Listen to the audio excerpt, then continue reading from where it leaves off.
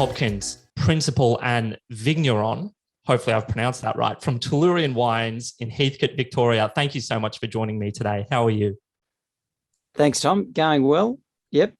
Good to be here. Thanks for having me. Oh, my absolute pleasure. It looks like that the background you've got there is stunning compared to mine. It looks like I'm in a little brick. We'll go with a brick wine cellar, whereas you're on a hill overlooking what I think you said was the Tellurian Winery. Yeah, that's absolutely right. Beautiful picture.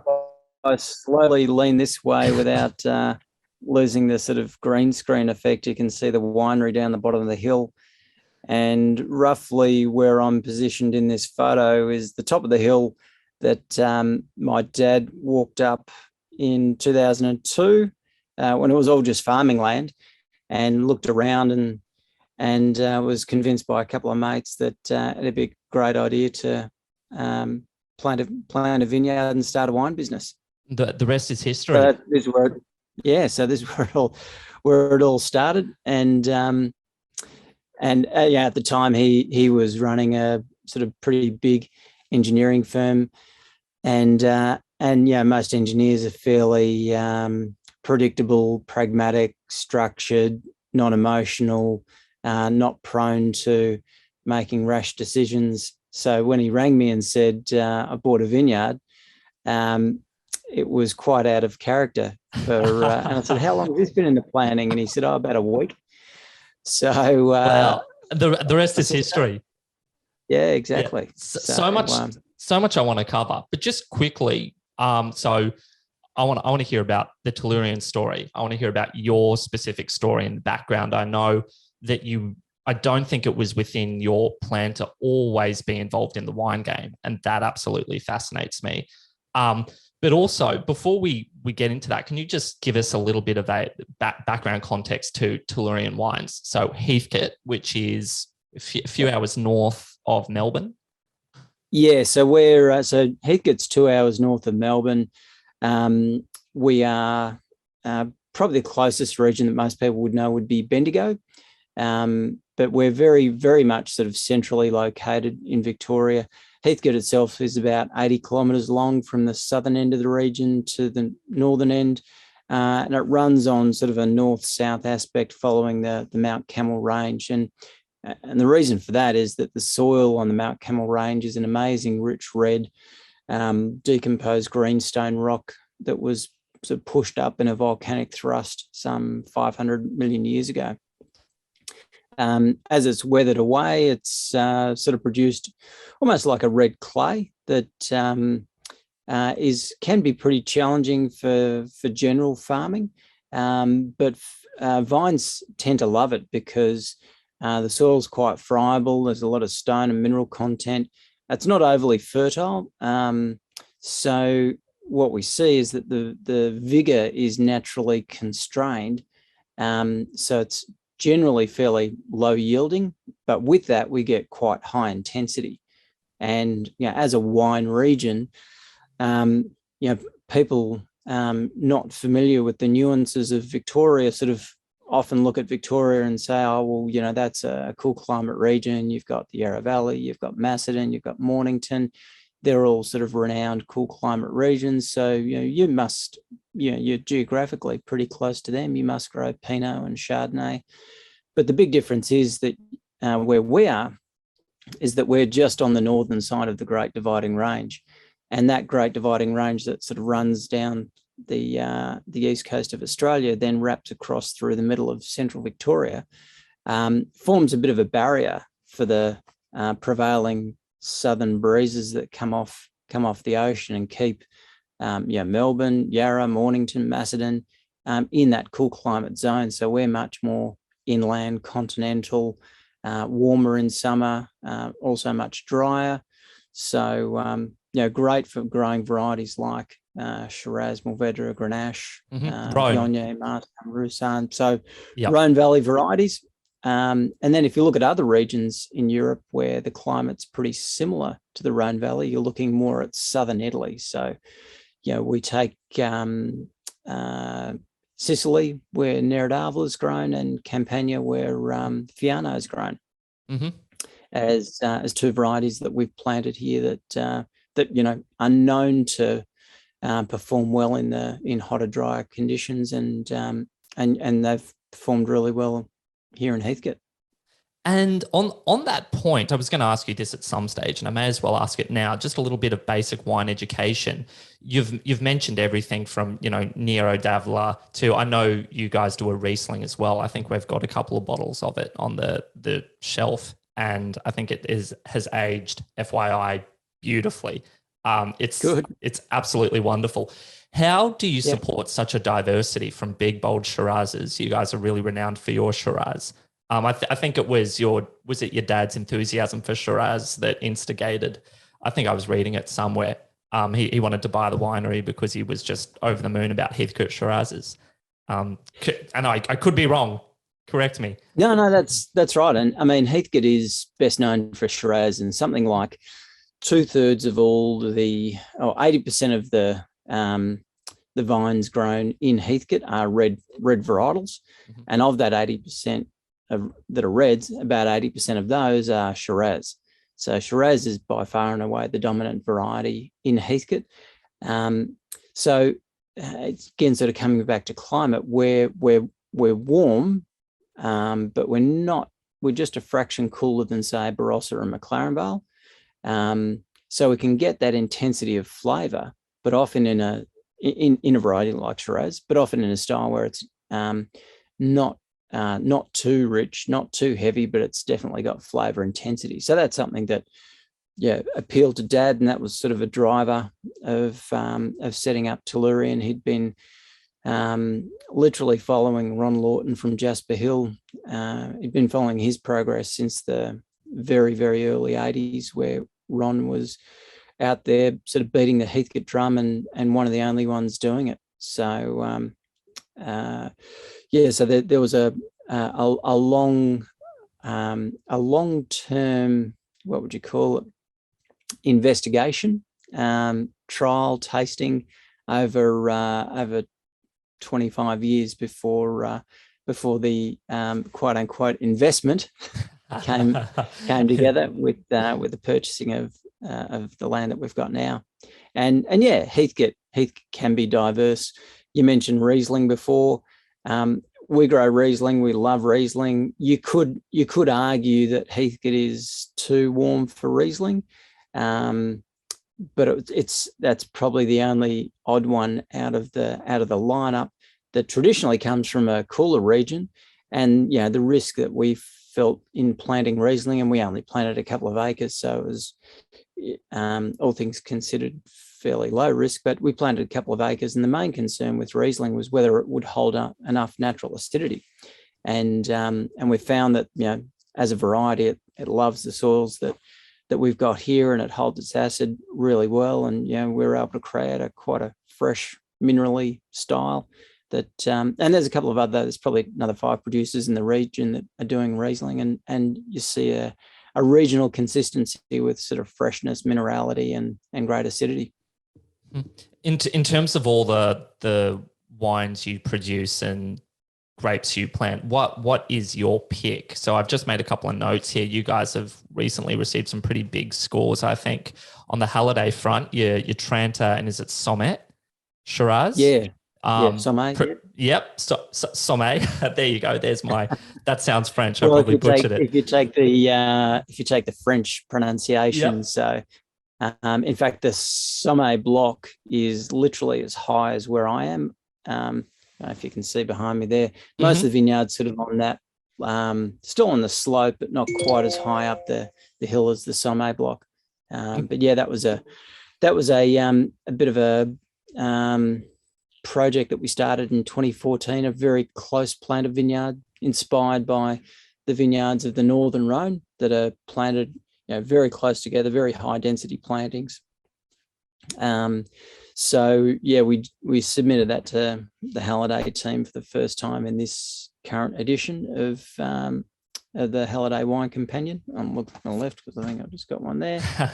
And we're lucky enough to get a pretty good review first time round. So I think 95 and 96 points respectively on that one.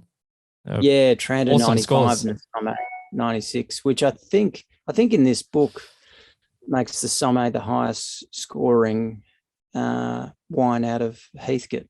Huge. There's been some Congratulations. changes. Yeah, thanks. Yeah. No, it's good. I mean, we want to back that up sort of vintage after vintage after vintage. So, but yeah, for our first release, it's hit the ground running. So it's and very, very pleasing to see that the risk has started to pay off. And your GSM and your Marsanne also did very, very well. Yeah, it's interesting. I mean, with the GSM and the Marsanne, different reviewers will appreciate them in different ways, and that's wine media in general, Halliday or others. At the end of the day, it's yes, there's scoring and points, but like consumers, a lot of it comes down to subjectivity of styles that they enjoy more than others, and some reviewers will give you great scores and some reviewers will give you average scores for the same wine. So, there's, I think, when we first started making our GSM, we didn't get very good scores at all because our GSM was very much in a medium-bodied style. But now the industry is sort of moving towards a more medium-bodied GSM. Our scores are looking better. Our style hasn't really changed, but the scores look better. So, from a consumer's perspective, I think, it's something to consider. Scores are great, but also understanding the person that's providing those scores so that you know what they like and working out, well, do they like the same things that you like? And if they do, well, yeah, follow their advice and listen to what they say and try the wines that they review. And if you find you like the stuff they review, great. If you find there's some differences that they say something's terrific and you don't enjoy it, that's absolutely fine. Find everybody takes different enjoyment out of different styles and different varieties. You talk about the challenge for you and the team being to replicate that success over coming vintages, and you've spoken a little bit about the soil composition of Heathcote, those rich Cambrian soils that lend the area, help the area produce those really, really rich, wonderful Heathcote Shirazes. But in terms of, the terroir holistically down in that area, is it volatile? If you stand back and you look at Australia from an agricultural perspective, where there are running jokes in terms of, drought, flood, bushfire, down where you are, does the environment lend itself to you and the team being easily able to replicate consistency in terms of your production? Yes and no. I mean, the yes side of it is that the climate, I would say the climate here is probably more consistent year in, year out than, say, some of those cooler regions I mentioned before, that are more subject to bigger fluctuations in temperature. We still have our fluctuations, but the big challenge for us, I'd say the number one sort of climatic challenge for us is water. If this year, for instance, we've had really good winter and spring rainfall, and in theory, touch wood, looks like we're set up for a really good growing season. But if we get a very dry winter, we know that 9 out of 10 summers are going to be hot and dry. That can make it challenging. So, and climate change is sort of the big topic at the moment, and how we address that. And even a lot of producers that have been staunchly in the camp of dry growing and non-irrigation, and now, because of the changes in the climate, having to look at changing their philosophy to provide some water to the vines in years where it is super dry and quite hot. So we've always had irrigation. We've got a bore on site that goes down over 150 meters. So we've got access to water, which is good. But our philosophy on managing it is to provide enough water to keep the vines healthy. But given that we're aiming to produce quality rather than quantity, we're not over watering to get the yields up. We're watering to keep the vines just healthy enough to manage through. And just on that point, can you give myself and the listeners a bit of insight into the educational aspects of irrigation and water management for grapes and vines, etc.? Because growing up, I think there was this running metaphor that Dad always used, which, grapes and vines and resilience, they're not exactly Spartan in terms of able to survive without any nutrients whatsoever. But what you're trying to do is cultivate the vine so that they're working really hard so that the roots go deep and they're getting the minerality and the water down there. What is that balancing act between, I guess, over irrigating, but giving the vines sufficient irrigation to get, low yield, but high quality? Yeah. Yes. I mean, we're looking at, we sort of talk about vine by vine management. And for us, that means that we know through science and through trial and error that the optimum volume per vine is somewhere between sort of 2 and 3 kilos, which works out roughly to about 2 and a bit tons to the acre. So now you can sort of work on that 2 tons to the acre, and if you're not looking at your vineyard on a vine by vine basis, then you could get real fluctuations from one vine might be carrying 6 kilos, one vine might be carrying 1 kilo. Now the problem with that is that the bunches will ripen at different times because the vines have only got so much energy that they can put into the fruit. If you've got one vine that's trying to ripen 6 kilos, well, that energy is spread over a bigger volume than the vine that's trying to ripen 1 or 2 kilos. So you get variation in when those bunches ripen. And then the challenge is if you pick them all at the same time because they're all in the same row and you assume that everything's ripening at the same time, you can get some overripeness and underripeness in the same batch, and that's not ideal.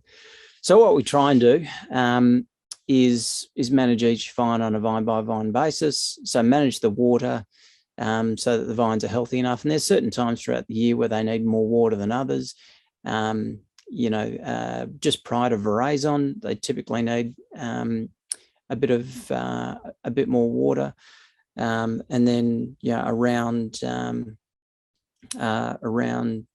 this time of year, if it's dry, leading into flowering, they might need a little bit of water as well.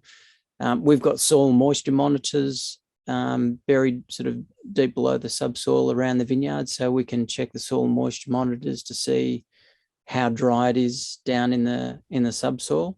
But you mentioned before, the desire to get the vine roots down deep. The primary aim of that, or the rationale for wanting to do that, is that the subsoil moisture is a lot more consistent than the sort of top 300 mil, because it can rain or you can provide irrigation, and that top 300 mil can get wet, can dry out, can get wet, dry out. And if the vines have trained their roots to a sort of a low level rather than deep, then they're getting water, they're not getting water, they're getting water, they're not getting water. So it's very inconsistent. We want to promote deep root growth. So fortunately, where we are, the soil allows the vines to penetrate very deep down into the subsoil. And when we do things like irrigating, we irrigate less often, but when we do, we irrigate on longer cycles. So it sort of simulates a slow, steady rainfall where the moisture can sort of slowly penetrate deep into the subsoil, rather than doing little and often, which tends to just wet the top 300 to 400 mil of the soil, and then it dries out, and then you wet it and it dries out. So that's something that we try and avoid. Okay. At this point, I want to see if I can sort of turn this interview in a different direction. I want to talk about you. I want to hear your story. As I understand, you weren't always in the wine game, and I've always found wine quite niche. It was something that I only was really exposed to the older I got. My dad was a little bit involved in it, and I think you sort of hit an age where things that don't interest you as a 10-year-old, for example, all of a sudden start interesting you for one reason or another. That was my experience.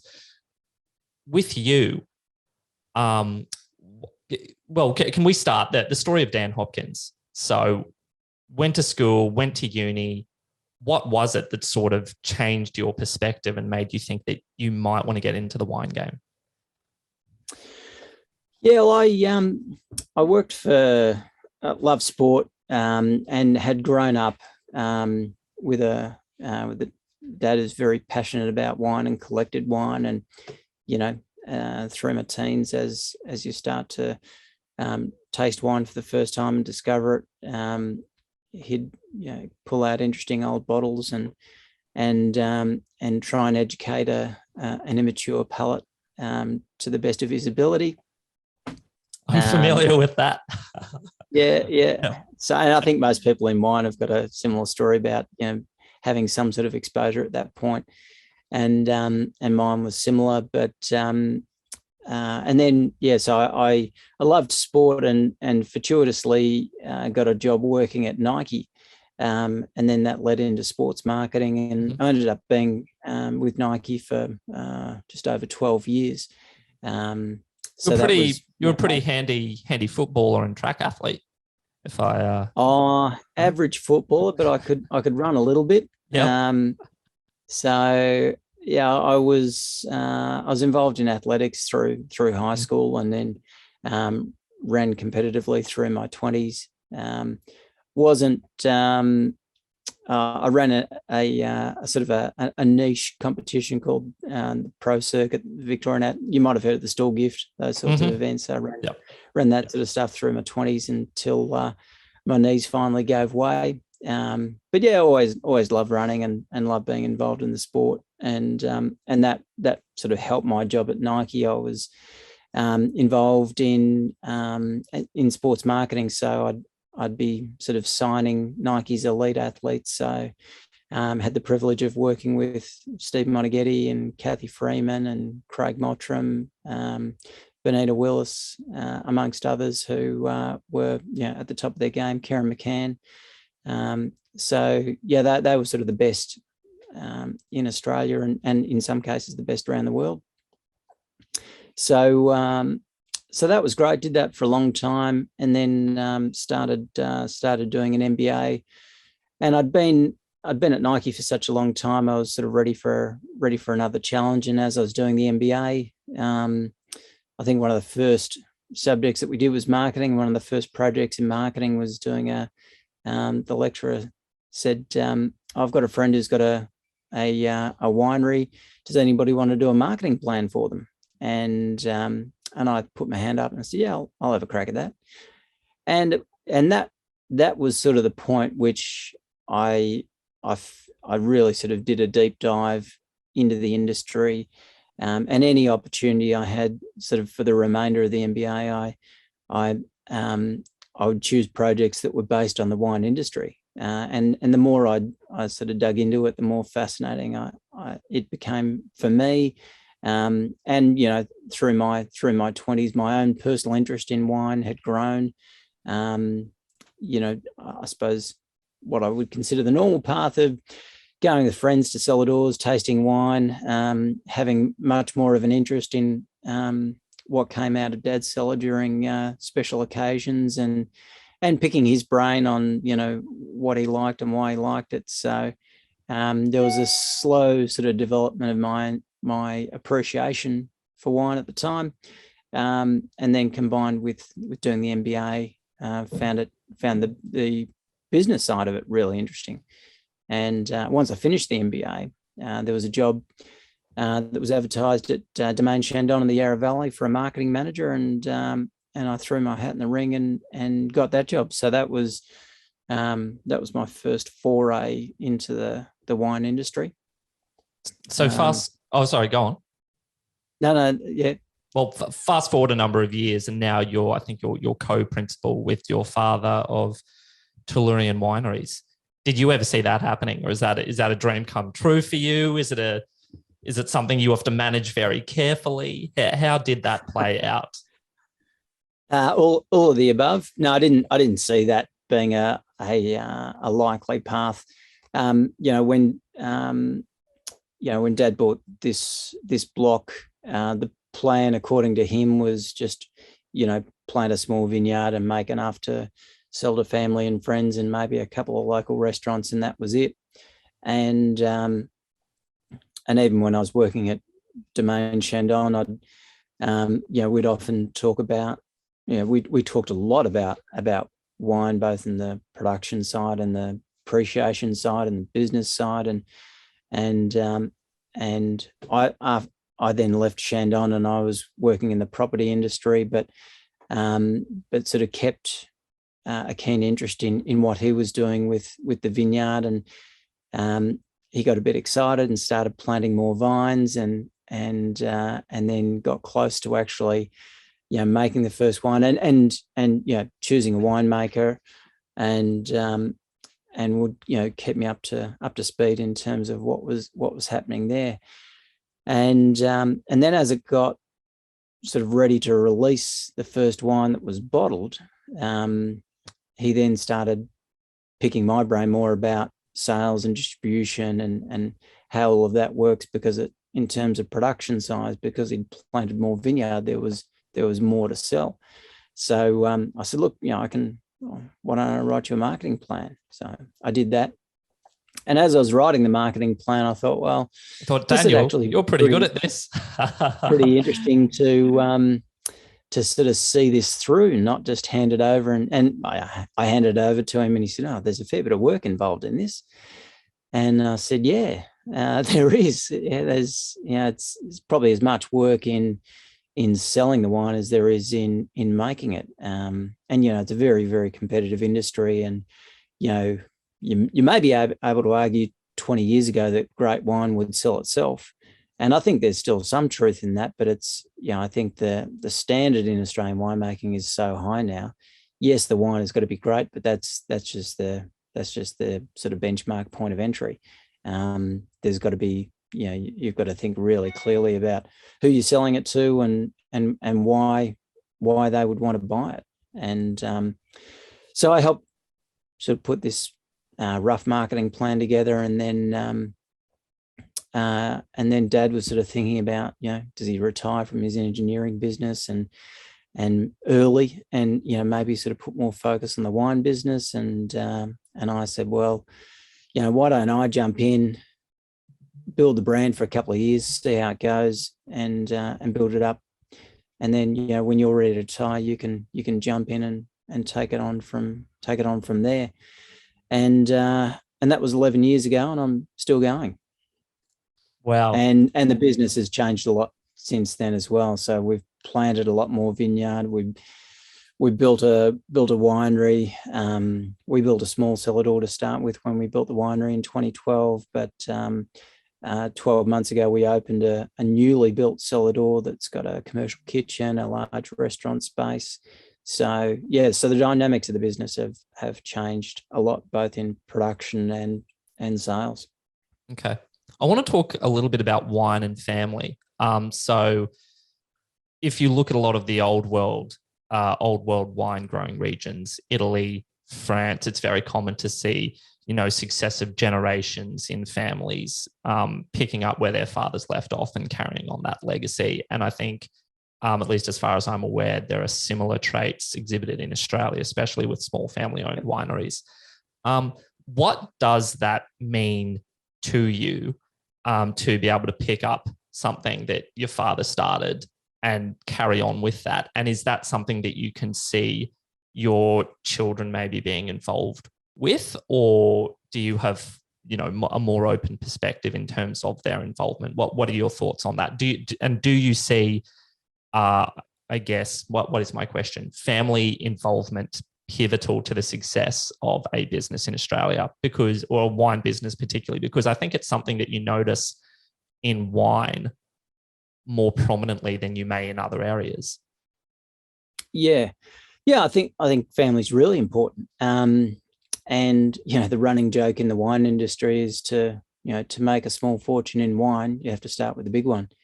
And there you look at sort of the area behind me, buying the land, planting the vineyard, building the winery, building the cellar door, they're all extraordinarily capital intensive parts of the business, and there's a very, very long payback period. So, from the first vine that we planted in 2002, we made our first vintage in 2008, and we started selling that in 2010.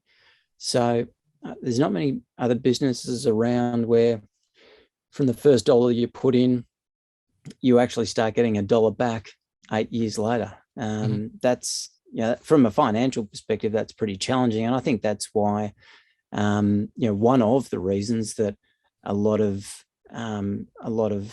family wine businesses exist, because somebody's got to do the hard yards to start with, to set it up, but it often takes years to establish the vineyard, to build the brand, to get people familiar with your brand and what you do and how you do and why you do it. So a long game. So they're long-term propositions. So and it can take decades to build value, both in perceived value and commercial value in it as a business enterprise. And so there's no way that I could have started this 20 years ago, because I just didn't have the capital behind me to do it. And from Dad's perspective, being able to sort of have that, build it up, but have someone in the family that can run it and manage it and sort of see it through on a longer term perspective is also valuable. And look, in terms of the next generation, my kids are in their late teens, still at school. They love the business, love going up to the vineyard, they've worked at Cellar Door, they've worked on the bottling line, they've worked in the vineyard picking fruit.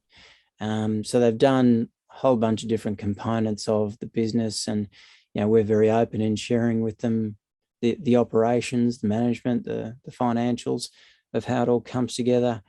So they've got a pretty sound knowledge of how it all works, but we've also encouraged them to pursue their own careers and their own interests based on their own skill set and their own capabilities.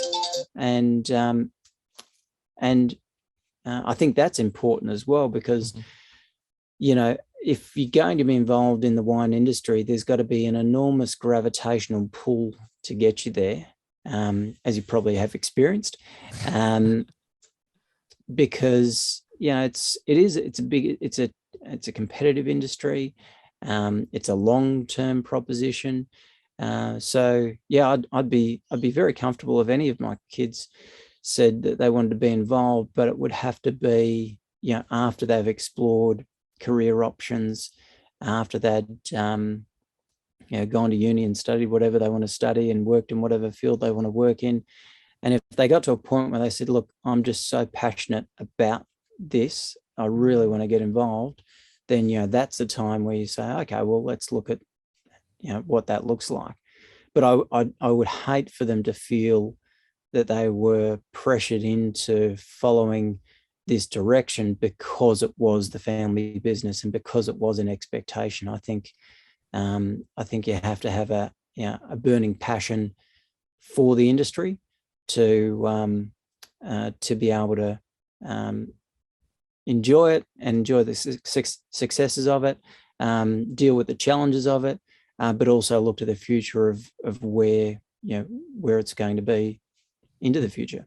It's almost like you're describing a vocation as opposed to a career or a job, just due to the amount of potential sacrifice the one has to be willing to sacrifice to make something like this work. Yeah, well, you're sort of you are making decisions on, okay, well, do we plant, what varieties do we need to be looking at now for 10 years down the track? What does our business need to do now that sets us up for 10, 15, 20 years? As well as looking at looking acutely at the short term, as we are at the moment. With, we thought we were pretty clever in setting up the business to focus on on-premise accounts specifically, so restaurants, and being a Victorian brand, Victoria is sort of our home ground. But Victoria's been locked down a hell of a lot over the last 18 months, so our primary customers have been closed. So there's all those challenges to deal with. So you have to retain a degree of passion, a lot of passion, to sort of see through those challenges along the way.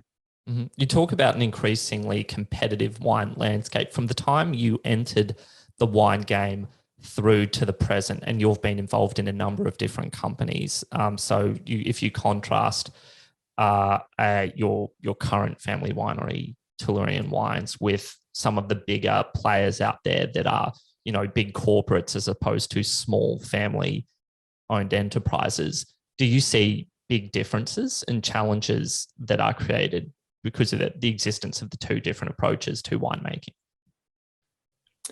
I think there's about 2,500 wineries in Australia as of 2012, and I think that number's stayed fairly stable over the last 7 or 8 years. By contrast, in 1992, so 20 years prior, there were 250 wineries in Australia. So the growth between the 90s and the 2000s has been astronomical. Huge. Now it's sort of plateaued out. And I think the number of producers will remain the same. It's an industry where there's a lot of big brands. There's a lot of big brand retailers, but there's also a lot of restaurants and a lot of niche channels. So I think you've just got to be really clear about how you're going to sell your wine, who you're going to sell it to, and why they would be more interested in our brand than, say, a big multinational brand. And there are differences, and it's not saying that one is necessarily better than the others, but some there are consumers, there are retailers, there are accounts that gravitate more to one or the other. And we found from day one that whilst it was hard going, we got a fantastic reception from Melbourne restaurants in particular to our story and the quality of the wines, and as a result, got listings very, very early in 3-headed restaurants, and that sort of cascaded into other doors opening for us as well. So so I think we've got a supportive industry. There's certainly a very engaged sort of wine audience, consumer out there who, there's a real interest in where it's grown, how it's made. So I think whilst it's super competitive, I think you can exist at all levels, whether you're a multinational listed brand or a boutique producer, making wine in the shed and selling it to family and friends. Mm-hmm. One of your firm's recent, I might call it an achievement, was being certified organic, I believe, within the past few years at least. Can you give me and the listeners a bit of an education? Because I know that there are terms flying around these days like organic, biodynamic, vegan, and that seems to be a pulling point for a lot of people. And there's a big conversation between whether or not the future of the whole wine industry is in terms of organic and biodynamic approaches to wine. Can you give me a little bit of an education on what those terms actually mean, and based on that, the future direction you see the wine scene moving in? Yeah, sure. So we achieved our organic certification at the end of 2018. We first started going down the path of organics in 2014, and that culminated, or that started rather, from planting the Somme block just over that way. So Ian, my dad, and Tim Brown, our viticulture consultant, when we were planning this Somme block, they did a trip to the Rhone Valley and met a lot of producers in the Rhone Valley who were very very helpful in sharing their knowledge and their experience. And a lot of them were third, fourth, fifth generation producers in that northern Rhone on really steep slopes. And the common trait amongst almost all of them was that they were farming their vineyards organically. And when that sort of discussion evolved, they sort of looked quizzically at Dad and Tim and said, well, why would we use chemicals? We haven't used chemicals for the last 5 generations. Why would we put something synthetic and something foreign into the soil now? It doesn't make any sense. We want the soil to be alive and active, and that was just their overarching philosophy, that just because there were chemicals available now to start using them when they'd been making great wine for 50 years, 60 years longer, why would you start changing that now? So that, I guess, that really started us on the journey to organic farming. And we, prior to that time, we were fairly minimal with our chemical usage anyway. And because Heathcote's it's a warmer, drier climate, it's actually, we've got relatively low disease pressure compared to other regions. So the decision to farm organically was somewhat easier for us than say it might be in a sort of a wetter, cooler region, because there's more disease pressure in those regions than what we experience generally.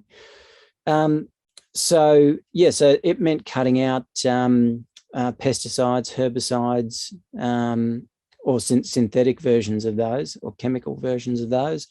So we're just using a copper and sulfur spray to manage disease pressure. And in terms of weed management, we started using an undervine cultivator that has a disc on the side of the tractor that goes through and slices the weeds and turns over the soil. So as the weeds break down and decompose, the natural bugs in the soil will eat that sort of decomposed matter. So you've got a more healthy, active, living soil rather than everything just getting killed off with chemicals.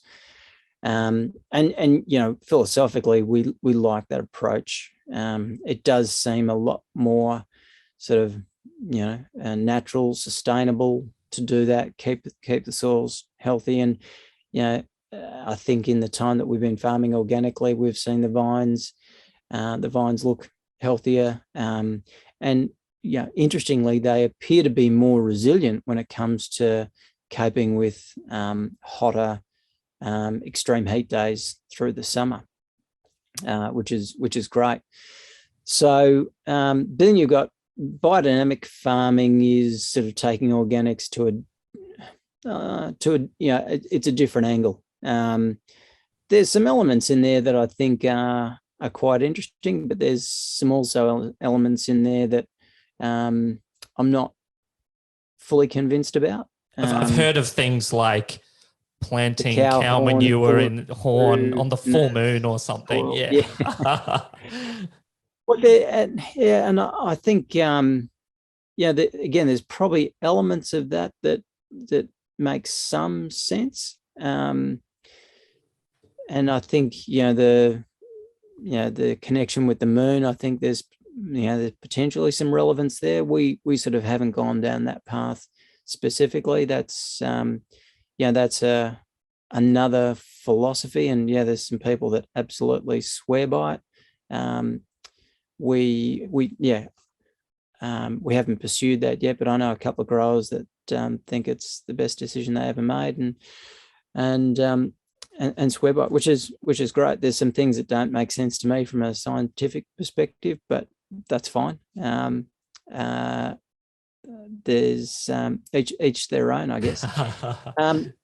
But I think the organic farming is something that is also getting more widely accepted. I think people are looking for products that are,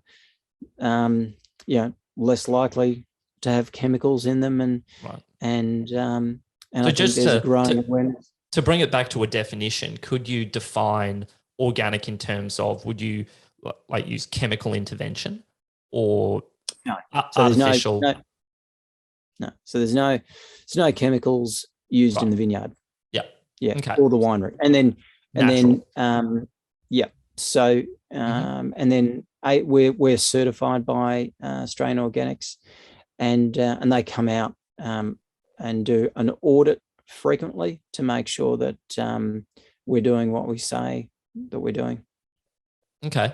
And how are ideas like this catching on in the wider community? Because I recently heard, I think it was a debate, or could have even been an interview somewhere in the States, where somebody was contrasting, the added sulfides and the chemical intervention, and bringing it down in terms of the labeling integrity.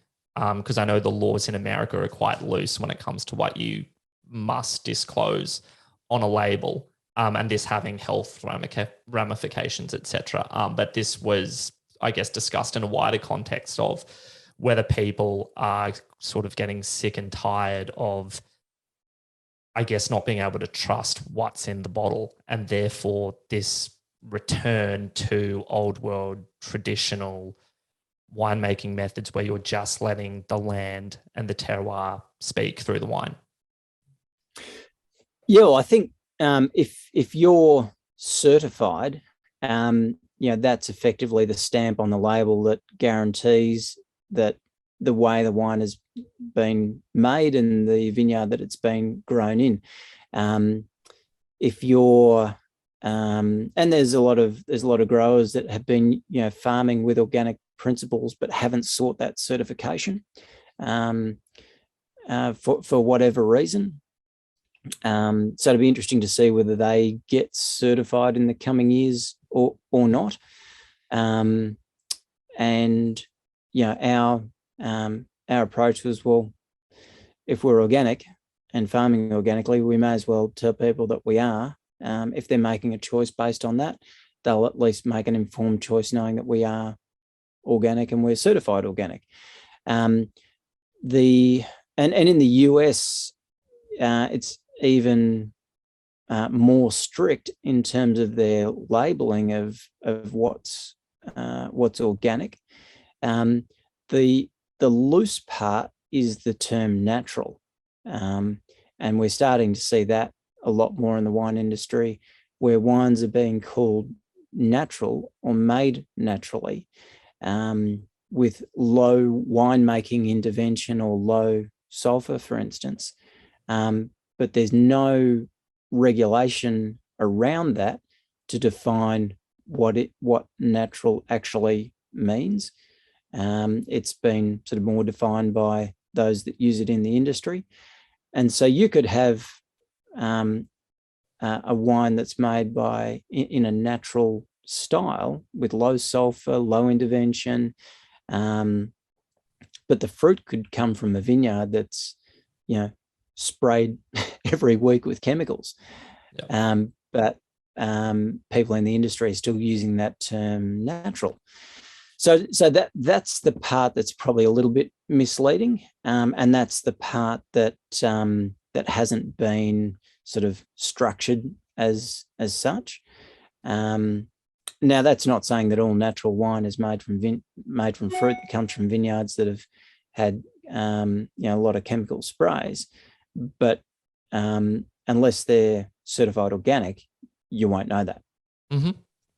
So that's probably the part that might cause some confusion for consumers. But okay. Is it quite a process to get certified organic?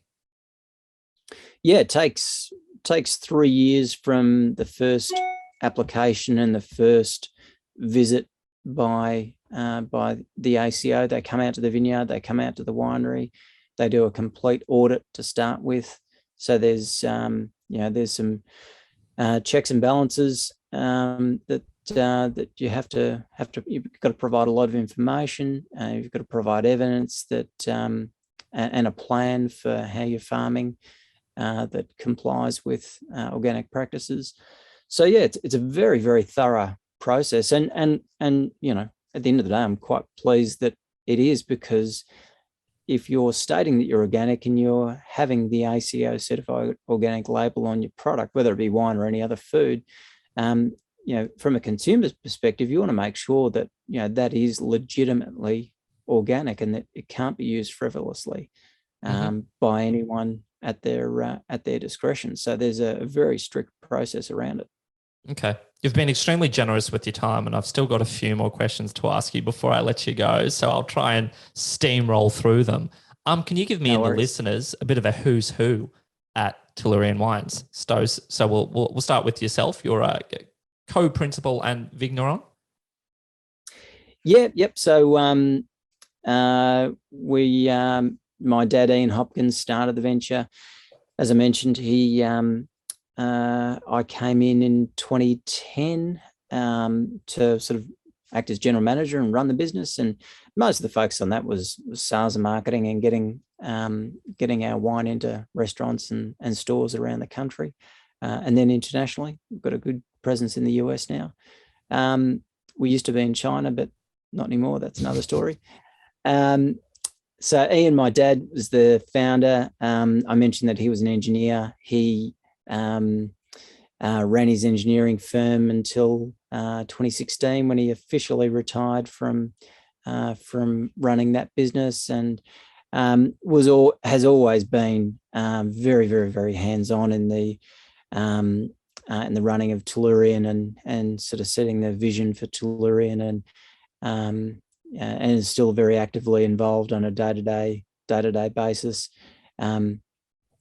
Gives everyone enough freedom to do their role and to do their role well, but loves it. Yeah, it's his real passion project, and he's also president of the Heathcote Wine Growers Association, so very actively involved in the region in its entirety, and was previously on the board at Wine Victoria. So yeah, he loves rolling his sleeves up and big player. Yep. Yeah. No, he's got a lot of knowledge to share, but great at, you know, letting each of us do our roles without sort of looking over our shoulder, which is great. You know, gives me the freedom to make decisions and make mistakes and fix them up and go on. But the other, you know, really key player in the business is Tobias Anstead, our winemaker. Tobias actually been involved longer than me. He came on board in 2006.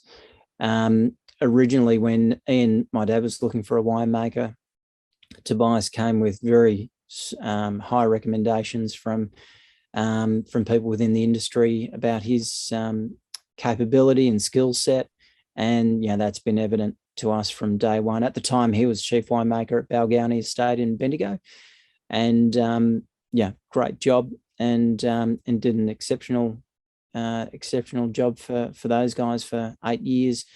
So in 2008, he made our first vintage under contract at Balgownie, and then after that year, I think he really connected well with Ian, and saw the vision for Tellurian, and wanted to be a more permanent part of it. And so left Balgownie and joined us full time from there. So yeah, so he's done a remarkable job, and, you know, the business has changed a lot from then. You know, in 2008 we made one wine, in 2009 we made 2 wines, in 2010 we made 4 wines. We've now got about 18 different SKUs. So, yep. So his challenge has grown exceptionally, but exponentially almost. Yeah, yep. He's got an amazing ability to really understand new varieties. So, you know, we've thrown him a few curveballs with, we planted Grenache Green, Carignan, Cinsault, Roussanne. So a lot of varieties that he hadn't worked with, but he really immerses himself in understanding the nuances of those varieties, and taps into the winemaking community to find out, you know, how they're best grown, how they're best made, and has done a remarkable job with not only the stable varieties of Shiraz, but all the sort of new, more niche varieties that we've planted. Tash, my wife, who we'd worked together at Nike in a marketing capacity for many years, and that's how we met. She was at the time that I started with Tellurian, she was business development manager for Netball Victoria, and enjoying a great job there. And I convinced her that Tellurian was too big for me to do on my own, so dragged her away from Netball Victoria to join me. So she was integral in allowing me to sort of hit the road and sell Melbourne, Sydney, Brisbane, while she sort of kept the engine running from an admin perspective, and still does. So and then we've got a terrific vineyard manager, Andrew Patterson. He's been with us for nearly 10 years. We've got 2 cellar door managers who do a fantastic job, Martin and Chris. So if anyone's ever popping through to Heathcote to taste our wines, Martin and Chris will be there to show them the range. And yeah, they've come from a strong wine and hospitality background, and do a great job for us. So. Well, fingers crossed the borders will open and I'll be able to get down there ASAP and have a tour of the vineyard and the winery and the cellar door, etc. That'd be a hoot. You recently mentioned that you've expanded into the US market, and there are some difficulties, with the Chinese market that I think affected potentially any player with a stake in the Chinese market. How has the global landscape evolved, and what impact do you see this having in the direction you're taking Tellurian Wines? China was an area that we were, we were sort of reacting to when the opportunities that came up. It's a market that I never fully understood in terms of the maturity of the market, the channel, the distribution. I could never really get my head around the sort of consumer demand side. I understand that it's growing, but the channels seem to be a lot different to Australia, whereas the US is quite similar. So that just makes a lot more sense in terms of how the wine is marketed, how it's sold, who's drinking it, and why they're drinking it. So I guess the big change that we're not really sure of the impact of will be whatever it was, I think $1.2 billion worth of wine sales that were going to China annually, are now not going to China. So the question will be, where do they go? Because those vineyards will keep producing. Now, part of that is that in 2019 and 2020, we had some of the lowest yielding vintages in recent years. So, and you probably remember the bushfires of 2020 also had an impact on yield. And some regions, some producers didn't pick any fruit at all in 2020 because of the impact of the bushfires. So that those vintages, there was not a lot of volume available anyway. So we may see in the short term not a lot of change in terms of the supply and demand equation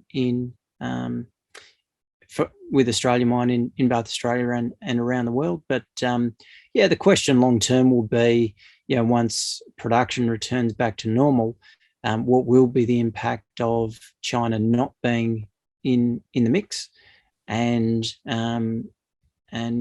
will there be opportunities in other markets for Australian wine? Mm-hmm.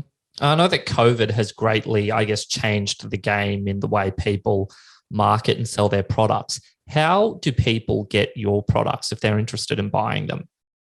Do they call direct, or do they go through certain distributors? Or what's the best way for somebody to get their hands on Tellurian wines? Well, if you're talking consumer, most consumers will either jump on the website and order direct, join the wine club, get a regular delivery. So that's happening. I think you talk about the changes in COVID. I think people are more more au fait with ordering online than what they were 2 years ago, and we've certainly seen that spike a lot. But then you'll also, there's some brilliant wine retailers around the country that have been doing a great job at presenting their offers in an online format as well as a bricks and mortar format when they're able to open.